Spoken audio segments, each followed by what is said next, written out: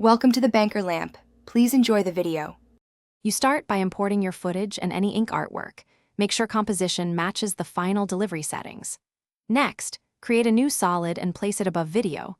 This will host the ink. Use a track matte or stencil alpha to confine strokes to the footage area so ink reads correctly. Once done, enable time remapping or convert your layer to a pre-comp to control timing precisely. These early moves prevent messy edits later and set the stage for clean, responsive ink animation. Now animate the ink.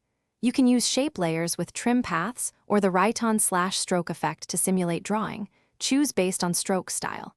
Animate path keyframes and use Easy Ease with the graph editor so motion feels organic rather than mechanical. If edges need refinement, employ Roto Brush or Matte Choker to blend ink into footage.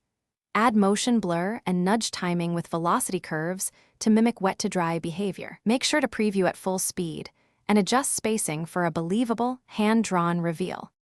Finish by color grading the ink and adding subtle effects like glow or roughen edges to simulate wet pigment. Composite using multiply or screen blending to keep underlying detail. Tweak opacity and fill for depth. Render short test clips using a lossless codec and always check the alpha channel and timing against source frames.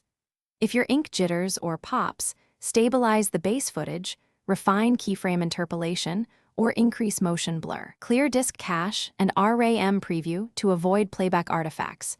This usually fixes. Thanks for watching. If this was helpful, leave a like and consider subscribing. See you next time.